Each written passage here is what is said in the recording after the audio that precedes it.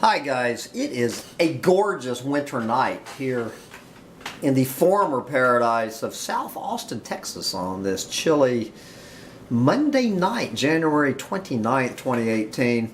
But we are heading down to probably as well chilly Ocala, Florida to bring you the latest edition of Voices from the Doomosphere. And, you know, I have all sorts of world famous eco-Nazis beating down the door to have me interview them, but I'm telling them no because we have a special edition tonight going directly up against this. We're gonna run this Tuesday, January 30th, going directly up against Donald Trump's State of the Union address, and I am thrilled to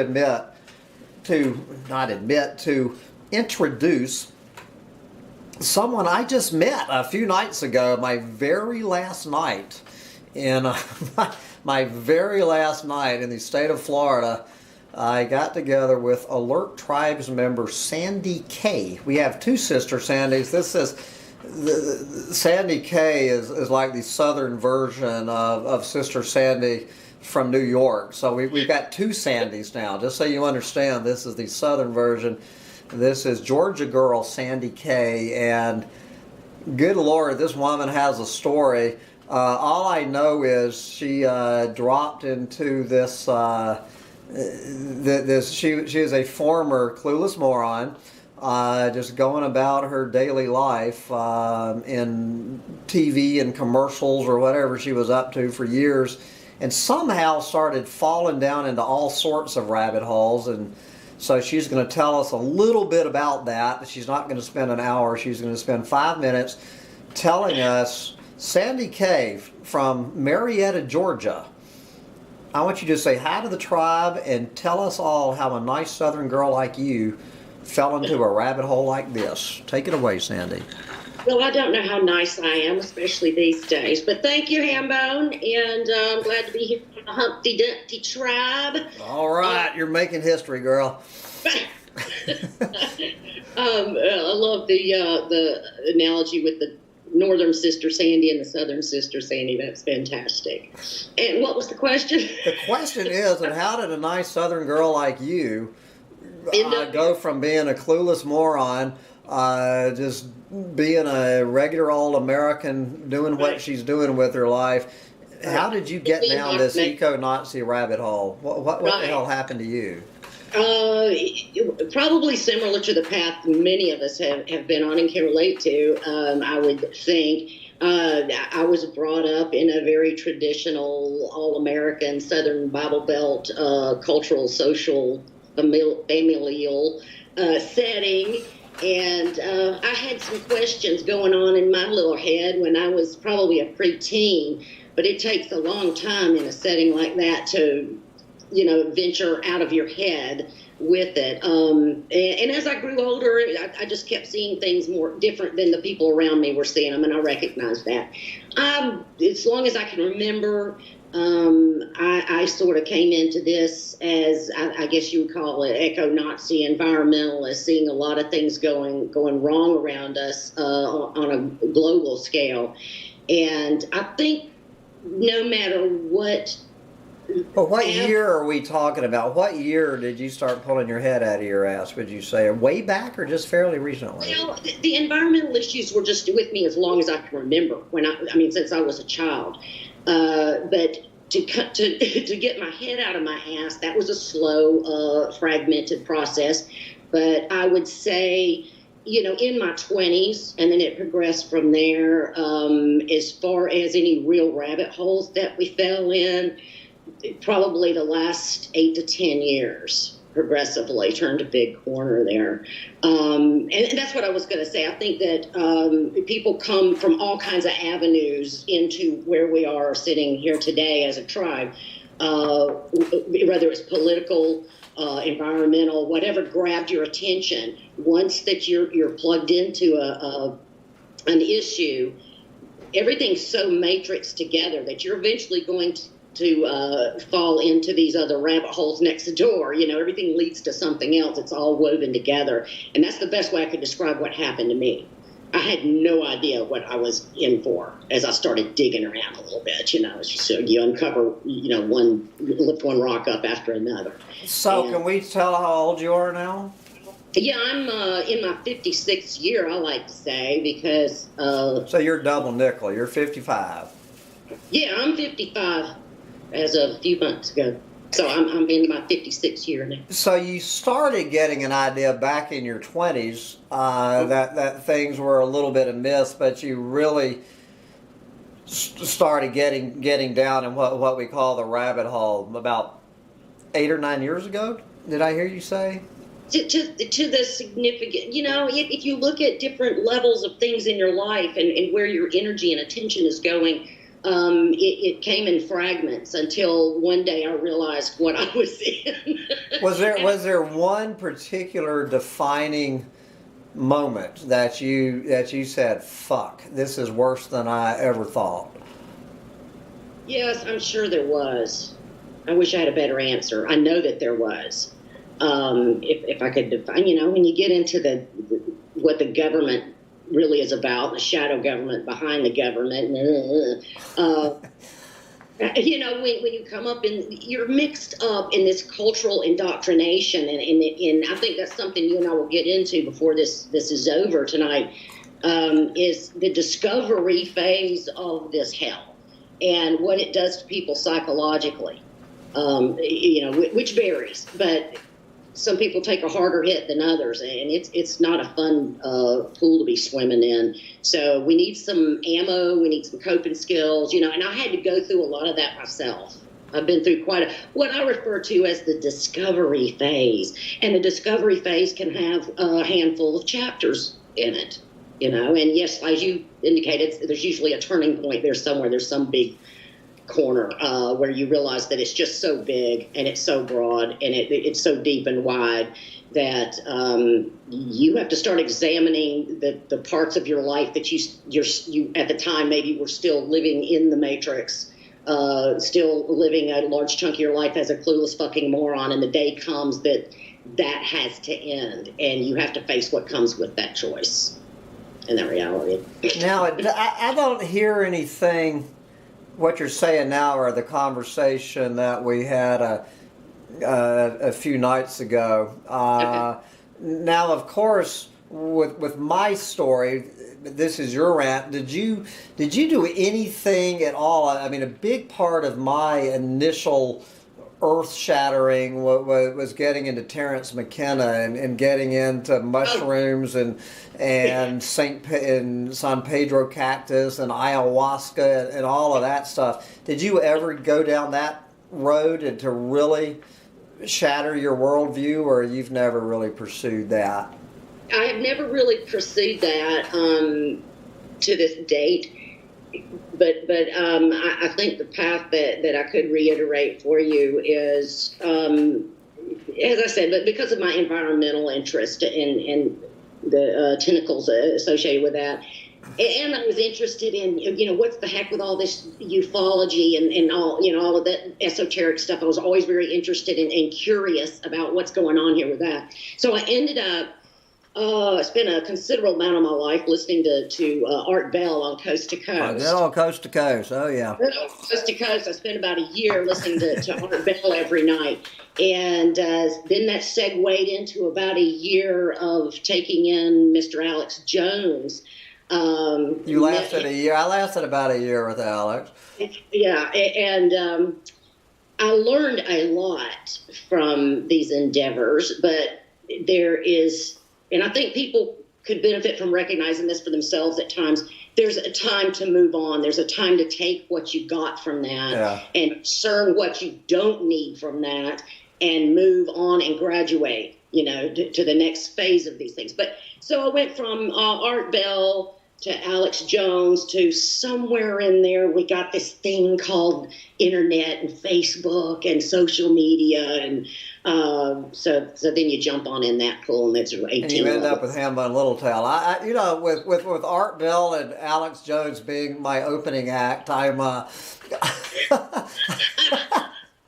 So there you go. That's the natural progression. Art Bell, Alex Jones, Hambone Littletail.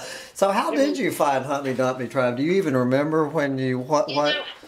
I mentioned this to you the other night that I just recall that after that phase we just described, I ended up working on a rather large and intense conspiracy truther page. And I put a lot of work out there, but I learned so much as I was working on that. And somewhere in that stage of things, it's where, digging around, doing some research on God knows what for the Truther page, I stumbled on this crazy ass dude sitting on a rock, yelling at every fucking thing. And I was like, hey, who is this awesome guy? So you go all the way back to the Rock. I mean, you've been around a long time. She remembers the Rock in South Austin, Texas. I remember even some videos you uploaded from inside the trailer. Yeah. We're talking 5+ years ago. All right, a long time. The Humpty Dumpty Tribe, and I have been subbed to the Humpty Dumpty Tribe ever since, probably sometime in 2012. All right, we appreciate it. So okay, so if you've been here since 2012, so let's get to the basic framework of my. And I don't consider these interviews; I consider these casual conversations. The first question to you, Sandy, after your amount of studying, and obviously you're an intelligent, articulate woman who sounds to me like voraciously gets down and dirty with this stuff. At this point in your analysis of the situation, this two-part question: A, are we fucked? And B, if we are fucked, how fucked are we? My response to that, Mr. Littletail, would be, yes, we are fucked. Yes, but. But. It would be the real answer. Yes, but. What's the but? Well, yes, we're fucked, but that is not a finite end to things. That's not where we stop this. Saying we're fucked does not mean that we just give up and walk away. We don't lay it down. There you go. That's not how we do it. Now, have you changed something on one of your settings on your side? Because I'm getting an echo back. I can't hear it now. Are you still hearing it? Okay. That seemed to take it. Something happened there with one of us. I haven't done anything, so. I wasn't hearing it, so it probably okay. That seems to have been temporary. So you're not gonna. Well, my sign, which is a quote from Derek Jensen from Endgame, we are so fucked. And the operative word in those 4 words, the most important word is the word "so," is the one that he put in italics. So we are so fucked. Are we to the so fucked point or not quite? I think we're so fucked. But there's a way to embrace that reality without it being a dark, negative, end all, be all. I mean, there's a lot going on here. There are wheels in motion. It's a so fucked mechanism that is in constant motion. So as long as that mechanism is in motion, there are influences to be, integrated into it. Does that make sense? Yeah, I want to arrive here in about another 10 or 15 minutes. Well, give us, you're going directly up against Donald Trump. Literally, I'm gonna be putting this video up right about the time Donald Trump doing his State of the Union. Now tomorrow, I will be doing my annual Hambone State of the Planet address. Give us your 5 minutes. You can even go 10 minutes on this. What is the Sandy K State of the Planet 2018 address? What is the State of the Planet? The State of the Planet not prepared for this, so bear with me. First of all, there's too much divide across the globe. A lot of it is by design, and that's something that we, on an individual, community, and global, international basis, need to work on dissolving. That does not mean pretend that things aren't there, but we need to work around and over those boundaries and divides as a collective species on the big ball. We need to think more in those terms. How are we going to do that? Because, as you say, we're getting more divided every single day, as far as I can tell, every single day. The division among everybody. I think that it's important for people to use some critical thinking skills and discernment and understand that those divides that are getting worse every day are being very much spoon-fed, into certain cultures and societies by design, very deliberately. There's an agenda here with that. So our job and our agenda is to start at the core level by example of your own consciousness and your own attitude towards the people around you, living by example. Instead of getting so quick to get into the left-right paradigm battles and arguments. They love it when we do that. And that's where I go back and say, don't pretend it's not there. But there are bigger issues that we can work with our, across the aisle adversaries on. If we put the differences aside and the arguments aside for a while, live by example of how you see the condition of the planet and the condition of the species and the influence of the species that is us, and what we're doing on a global scale to the planet and who we're allowing to do things to it against our better judgment and better will and against our ideals. So work with everybody around you. I think I see a lot of people, especially with this goddamn social media and these groups and in message board forums, that people can just get in there and just start attacking. A lot of it's, initiated deliberately. That's a waste of energy. To me, that's a waste of energy. Neither one's going to start convincing either one of all this, divide and conquer shit.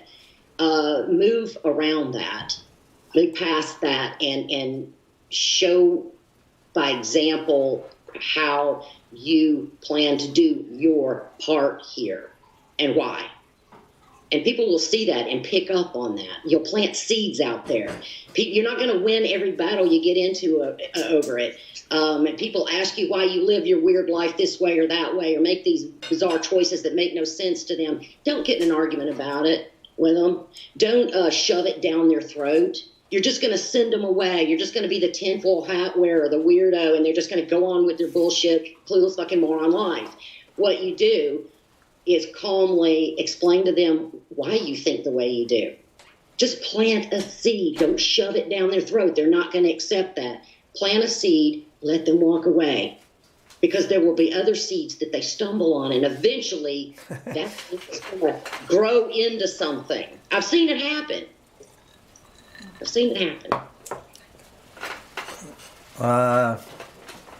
Well, that's good advice. I should probably take some of that advice to heart myself. Now, of course, I just put it on YouTube for anybody. That's my role in here. I honestly don't. I don't have this conversation with my friends. I have no interest in bringing people that I know in my quote real daily life down this rabbit hole. How was this, since you got down here, how would you say your own social life, family life, what other aspects of your life, how has it affected your life? Wow. It definitely has affected it.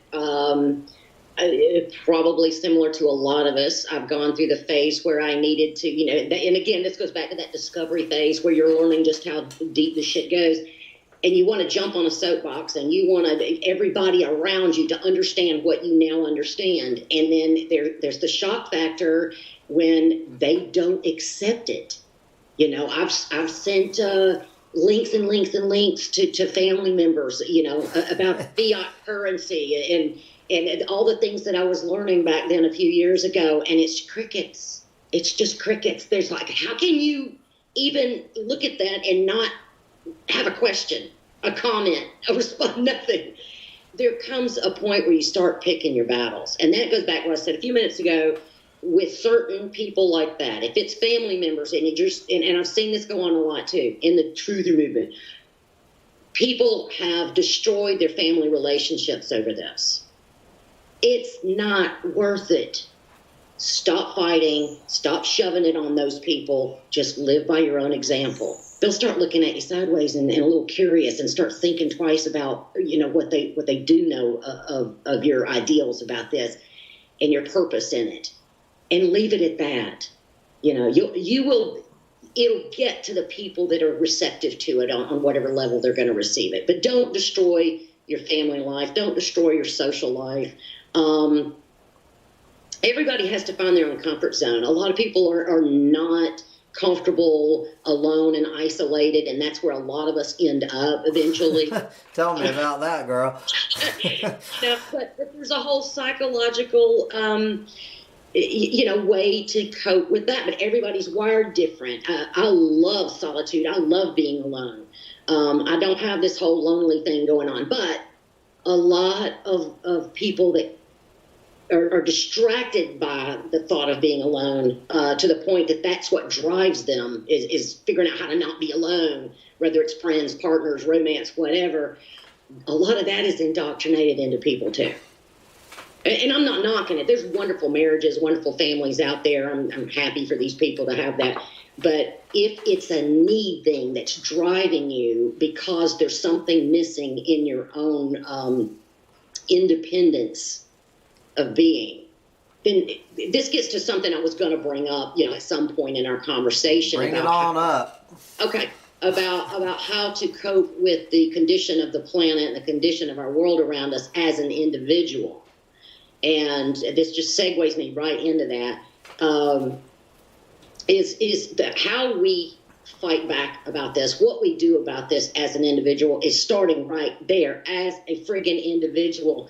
Start with your own foundation. Start with your own relationships around you and your relationship with yourself. That is where I see a lot of these hardcore truthers, man, out there kicking and screaming and just doing amazing work, and they're brilliant, and their life is a wreck. Yeah.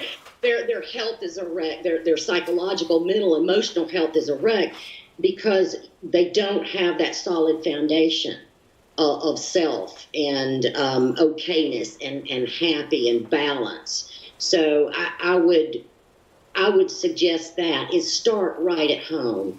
And when we're dealing with what we're learning out there, what we have learned, this whole discovery phase of learning these rabbit holes and how evil some of the shit is that's going on around us and running our world, is study a little bit about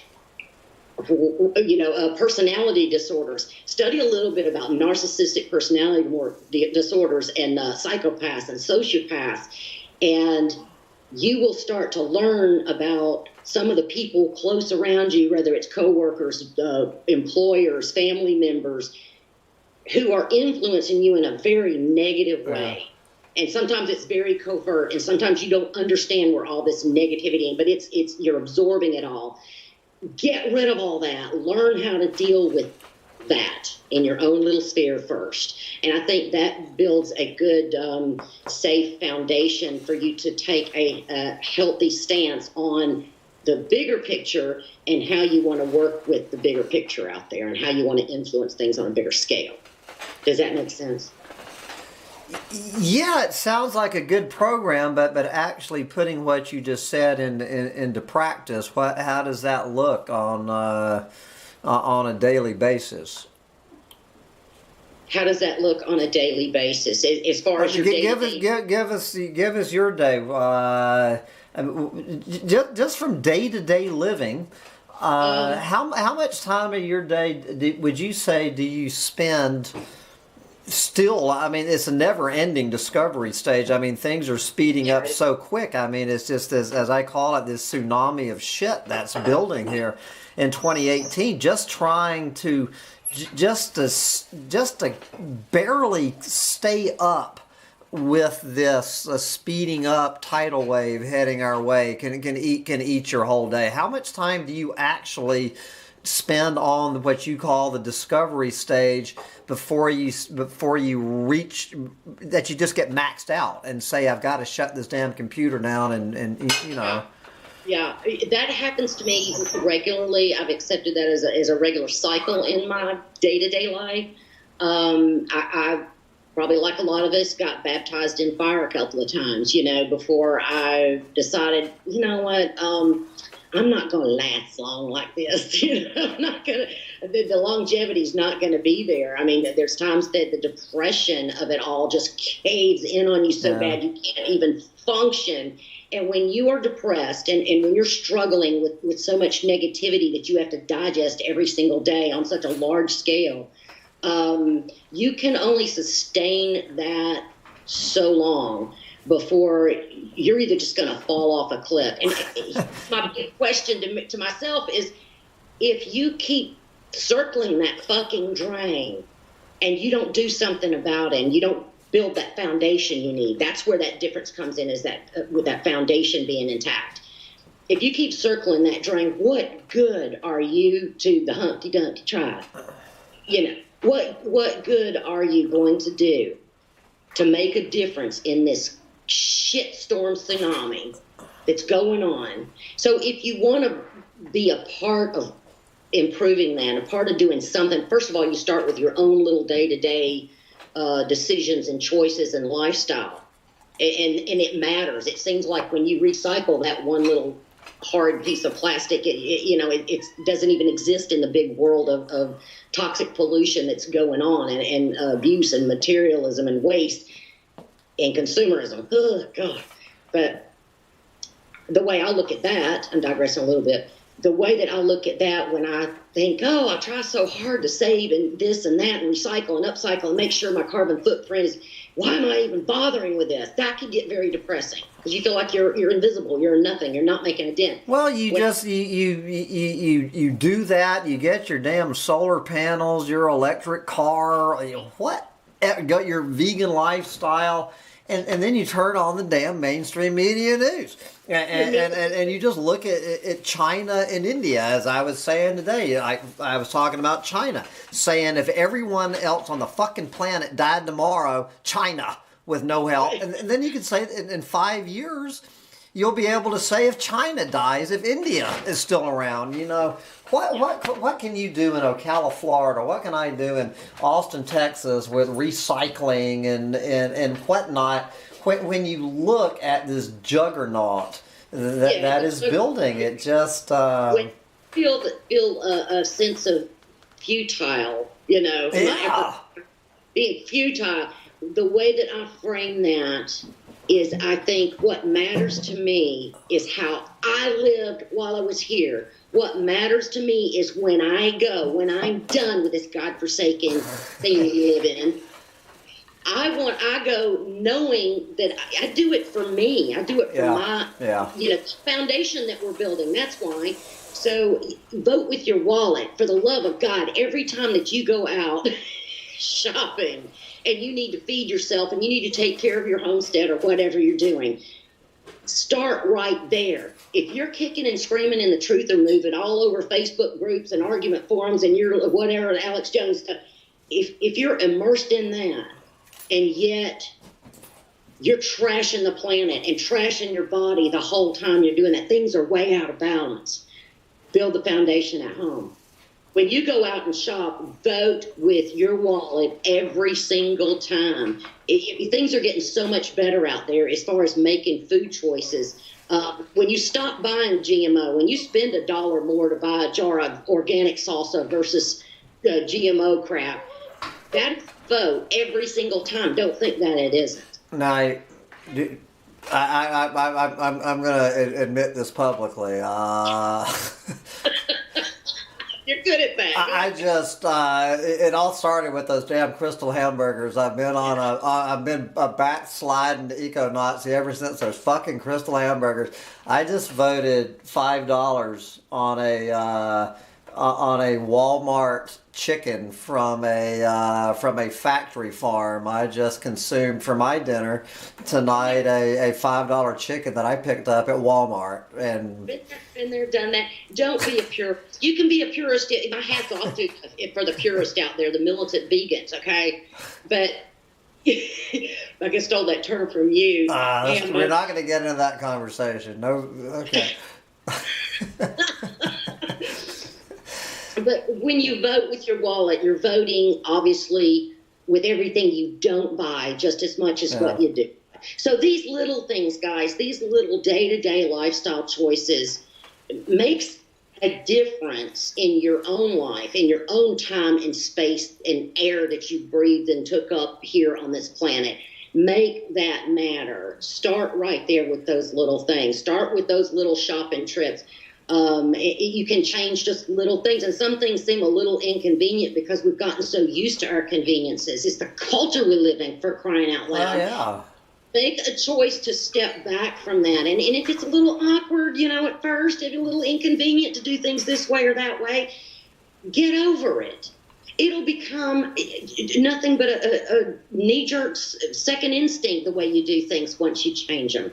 When it's new, it feels overwhelming. And you don't, I'm trying to be careful how I word myself here. You don't have to be a friggin' purist about it. Make the changes. Do what's comfortable for you. Do it in increments, in segments. And, I'm here talking to whatever audience that you're pulling in on this. And there's going to be people hearing this that are like way advanced past me as far as their diet and lifestyle choices. We're all a work in progress. Yeah. So I'm not preaching to those people. I appreciate those people, and they're out there setting examples for the rest of us, to adhere to. But so if you know that your foundation is not intact, or it's cracked, or it's missing chunks, you know who you are, how you're living day to day.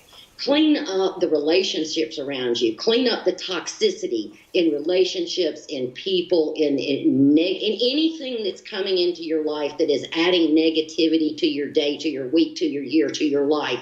Look at it. Well, what's adding the word negativity, which I would say is adding reality, is just attending to what is going on. I mean, so how can you? That's a tall order. How can you limit the quote negativity in your life if you're honest with yourself about the reality of the situation? I mean, you just sent me this little cartoon earlier today. The glass isn't half empty or half full. The glass is just piss. It's not water. So how do you let this information, and I say it's more and more just on the mainstream media news now. I mean, it's unbelievable what I've noticed in the mainstream media news over the past 5 years, how much of this stuff is finding its way into Yahoo News every morning. So how do you need to attend to it, but you see what I'm saying? This is the balance that I have never been able to achieve.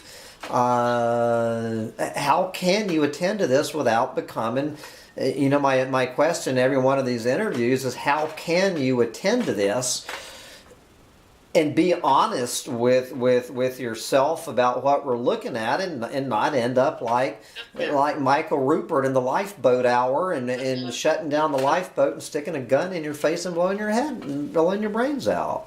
Loving Michael Rupert. Oh my Lord, that man. What a hero. Denial is not, the way we want to go here.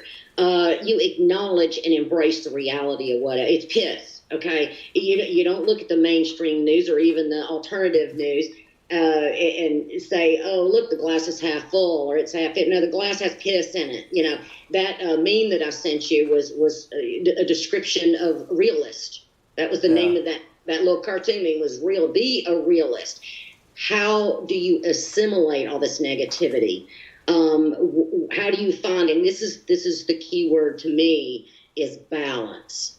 And that's when I thought, I'm ready to go off a cliff here. I just can't, I cannot digest any more of this shit. I can't wake up and look out at what's going on around me and know that I can't carry all this anymore. Yeah, it's getting tough. When I start looking at balance, okay, if I'm feeling consumed by this negativity, we feel like the proverbial David and Goliath war, every single day. We're just going up against these monstrous beasts. Balance, balance, balance. How many hours a day, how much of your time and energy are you assimilating this horror show?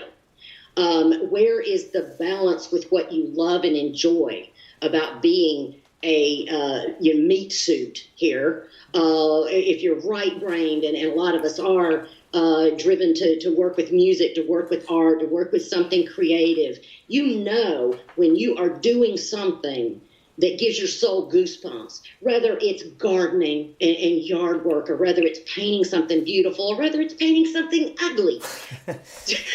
There you go. Just feed yourself, balance yourself.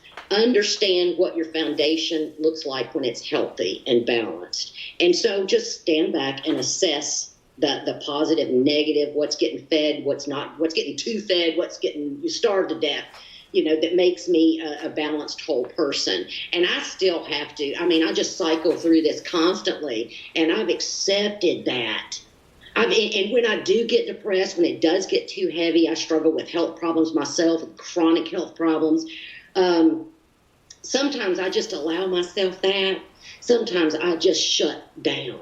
And shutting down, and I want to say this, Hambone, shutting down, getting depressed, embracing being depressed and the reasons why you're depressed, it's a fine line. It's a gray area. But if you embrace that and allow yourself as a human being processing the tsunami of shit all the time, then go ahead and be depressed a little bit. Know the tipping point of when you're going too far off that cliff. When you start spiraling so deep that you're not going to come out of it, or something horrible's going to happen, that's when you really have to have a couple of touchstones around you, some sensible people to reach out to. And if, I know I'm preaching this to death, but if you have that foundation built up inside of you, even when you rock off of it a little bit, it's always there waiting for you. And even if in your darkest times, our psyche needs to rest. We have to process so much emotionally, especially if you're empathic. If you're empathic and I don't care if you're sitting in a cabin in the woods alone, Ted Kaczynski, okay? You know and you feel and you sense what is going on out there. No TV, no newspapers, no internet, no nothing. You friggin' sense it.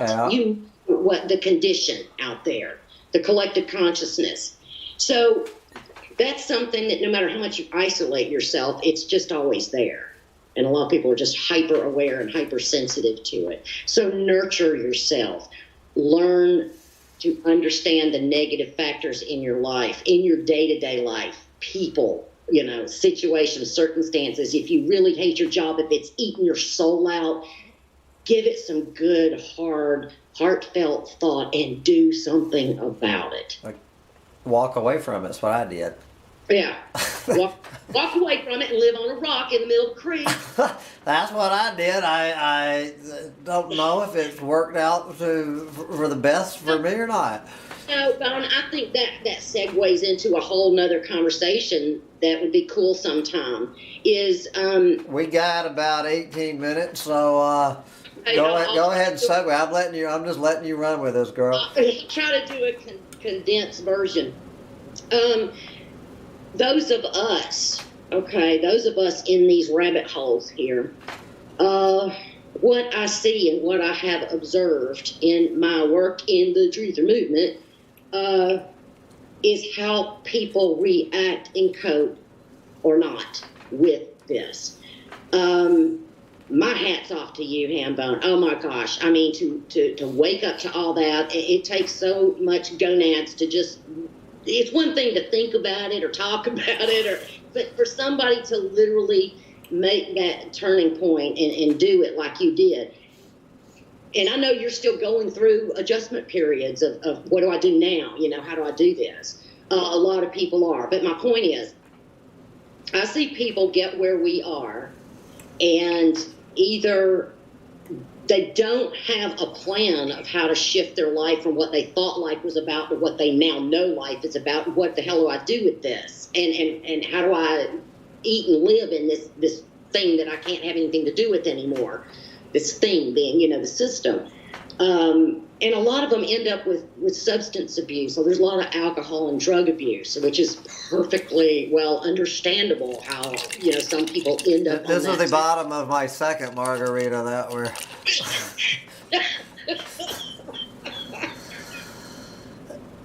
That's got some good tequila. I won't fire up a bowl because I don't know. I'm never gonna do one of these conversations when I'm high. There's no telling. But I admit this is one of my pleasures in life.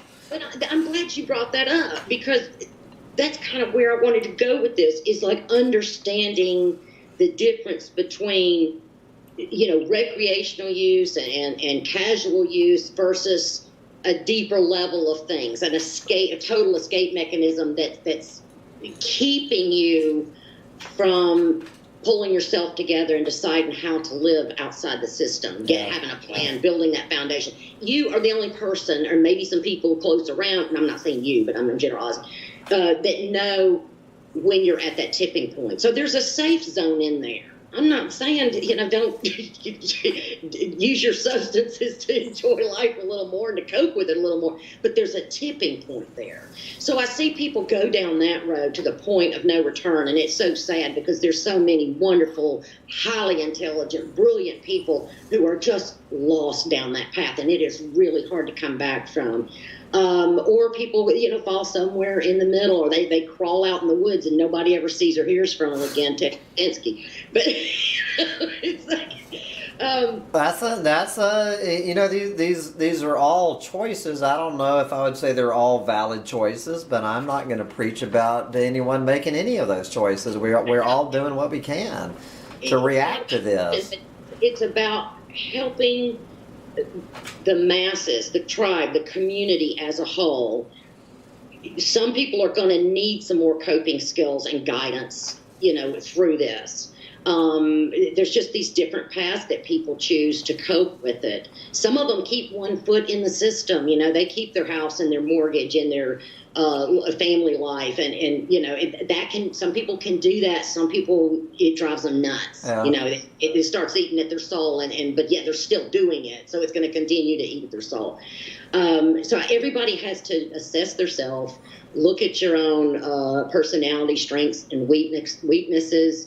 Be very, very honest with yourself about how you're wired and how you function, what your weaknesses may be that are causing you some problems, and learn a lot of psychological, emotional coping skills, and build that foundation.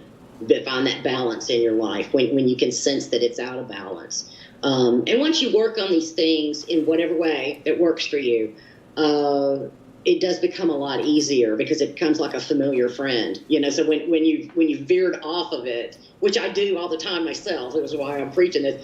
When you veer too far away from it, you develop a sixth sense for that imbalance, and you go back to your old friend. Oh yeah, this is how the pie chart gets cut up for my energy, and you know, how much is being tolerated from what, and you know, the give and take that's going on in my day-to-day energy flow.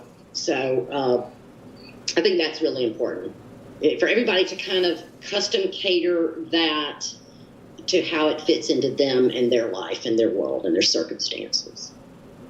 Keep us together. It's a tribe. It's a community. Let's help each other through it. That's as I keep saying, we're all we've got. I mean, this is why I offer this forum. I mean, I'm putting this information out there and offering this forum to anybody who's feeling like I'm feeling, and you know, feel free to come on here and comment and. You know, but I just don't know what else to do. It's just like we all just need to find what we can do it's all part of a coping mechanism.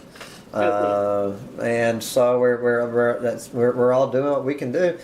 Now, I think we were talking about this. I think you should start your own YouTube channel.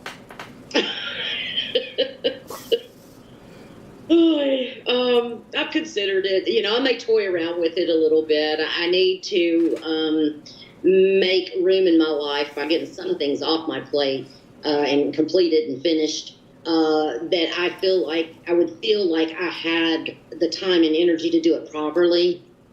You know, I don't want to start something and then half-ass do it and then fade away. You know, it's kind of. I've been half-ass doing this for 5,000 videos. I mean, doing it for how many years, Hambone? I never can remember. Am I going into my 7th or 8th birthday here in a couple of months? I think it's 8 years. I observe people like you that are out there publicly doing this and the stick-with-itness of it, and through your own personal, God knows, you know, your personal trials and tribulations, you're still on your platform. You're still putting things out there. And I observe people like you, and I'm like, well, what does it take to keep the passion that projected? We all live with this passion in us all the time. But to commit to, I know that you and I both share an affinity for this technology in our lives on such a deep level. Oh yeah. that you're willing to tolerate what you have to, you know, deal with that to keep the show on the road. And so my hat's off to you. I salute you. Oh my God. I mean, it's just amazing how much passion and authentic energy that you keep pouring into what you're doing. You and others like you. You mentioned Michael Rupert earlier. You know, God rest his soul, man. What a guy. So I have the utmost respect for people who are able to keep that much energy into doing what you're doing and reach as many people. You're not ready to join me on the YouTube and your other your northern twin Sandy. You know, she's into YouTube now. I don't know if I convinced her to start her own YouTube channel or not. I think she might be ready to slap me for talking her into it. But I may have some chit chats with Sandy because I became aware of Sandy obviously through the Humpty Dumpty tribe, through you, and I started exploring her channel a little bit. She does the environment. Coffee House, which is such a cool name. I love that. Now, what was the name of your YouTube going to be if you do get one? We talked about what the good name for you, right? Okay, it's going to be, and nobody's allowed to steal this out from under me, is the Curmudgeon Cafe. My YouTube channel is going to be the Curmudgeon Cafe. The cafe is going to have a playlist of multiple different menu items. Rage, grief, existential despair, with a chaser of sick, twisted, black, ironic humor. A little fatalism sprinkled in there. There was one I mentioned to you spontaneously, just totally spontaneously the other day. I was like, oh shit, I need to write that down. It was something about coffee. It had something to do with coffee, but it was one of the menu items. But it was like coffee rage or something like that. So that's my format for my non-existent YouTube channel that only lives in my little head, my little heart. So thank you for putting that out publicly now. We're planting a seed. Didn't you tell me? Didn't you tell me a half hour ago we need to start planting seeds? So I'm planting a seed with Sandy K here. I think the Curmudgeon Cafe. She's actually being quite. You're being quite reserved. I'm a little surprised. Well, here's the thing, Hambone. I mean, and you've talked to me in person. When I get my passion ruffled up, when I get on topics, just like you do, just like you on your rock, I will start yelling and cussing. I just will. And a curmudgeon cafe is going to be full of that shit. All right. Now, but I have to stay focused. This is my first time doing any kind of really interview. I've done joined a couple of live streams and stuff like that before, but I'm not used to discussing this stuff sort of in real time, if you will, on camera. So I'm having a lovely conversation with you, and I know I've yacked your ear off as usual. A lot of I call them my thinkings. I have a lot of thinkings, and my thinkings just lead to other thinkings, and then the mouth just keeps delivering it. But I bet you can get radicalized pretty quick. I met up with Sandy in a karaoke bar on the side of the road in Inglis, Florida. It was pretty brutal in there, I have to admit. The karaoke. What was that place called? The Shrimp Basket. Shrimp Landing. In England, I don't live far from there, but I have never even passed through that little mud hole of a town.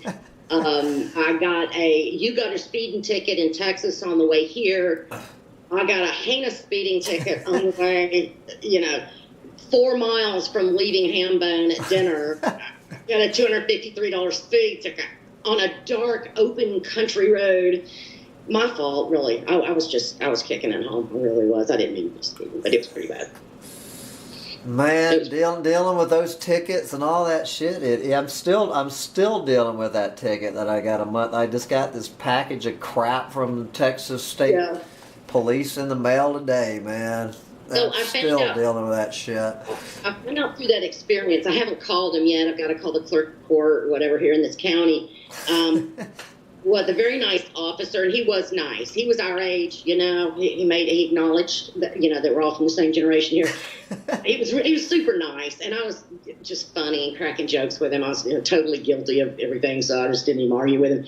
But he kind of gave me the rundown, and he mentioned that I guess in this county they have it set up where he didn't mention reducing any fees, but you can file for a community service time. And I'm actually looking into that because I think it would be interesting. Hell yeah. I mean, it'll force you to do something. We should be doing this community service anyway, as we all know.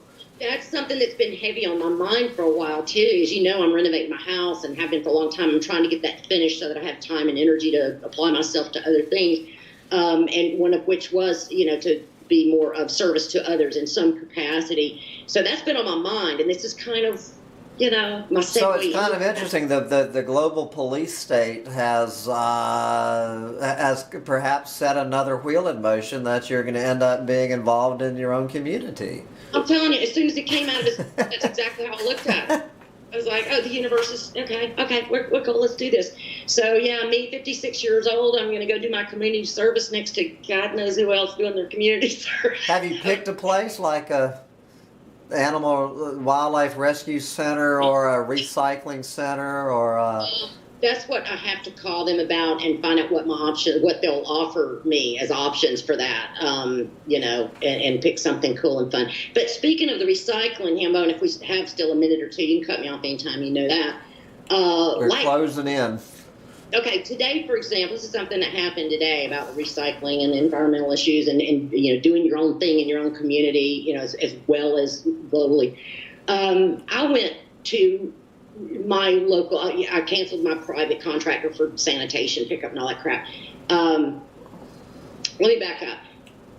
This 1 year ago, the private company that was doing my trash pickup. All right, we're at 54 minutes. It canceled my recycling service. Then the city itself, which I don't live in, canceled their recycling service. A few months ago, they stopped taking any glass. Today, I went to my local county location to drop my trash and do my recycling without the glass, and talked to a wonderful attendant there about that.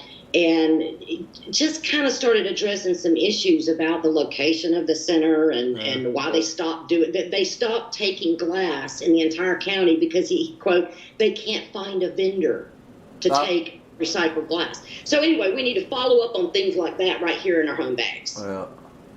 Was my point. Okay, well, we are at 55 minutes here, so we're winding down, and as I wrap up every one of these voices from the Doomosphere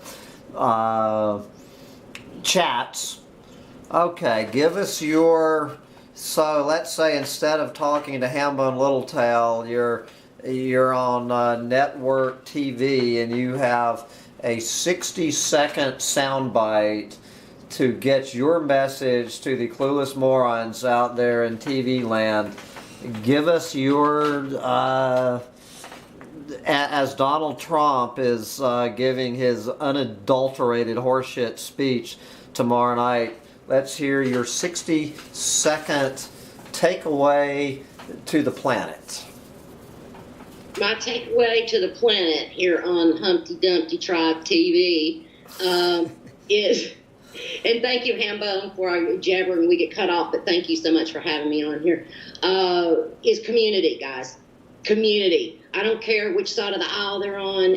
We're all a community. We are a species that's a community on this globe. So start looking at each other with that perspective, in that framework. What can we do together? I don't want to dwell on the same thing and beat the dead horse. I've already said it all. But think of yourself as a tribe. Think of yourself as a part of a community. Support each other. Some of us need help getting through this. We are all on a different path, on a different stage of the same road on the path. So pick up people where they are. There's a time, 10 years ago and 20 years ago, that my lifestyle was very different than it is now because I was on a journey. The people that you're running into next to you are on their journey. Help them with that. Plant the seeds you can. It doesn't need to be conflict after conflict after conflict, especially within our community. So do what you can. Stay out of the drama. Stay out of the negativity. Clean up your personal life. Build that foundation. Get yourself strong where you can take the punches. You can take the hits. You can take it and you can soldier on. Okay? There you go. That was a little longer than 60 seconds, but there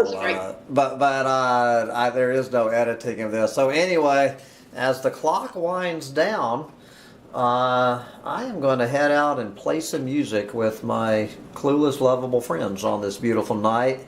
That sounds wonderful. If I can find my harmonicas, and I am going stick around for a minute after we hang up.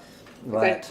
I just want to thank our alert tribes member, Sandy Kay, for this this enlightening conversation about how she got down this rabbit hole and some good advice. And my advice is to get out there and enjoy it while you still can. So Sandy Kay, it has been fun. Thank you. Bye.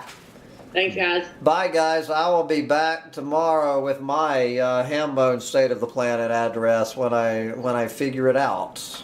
It's going to be good. Bye, guys.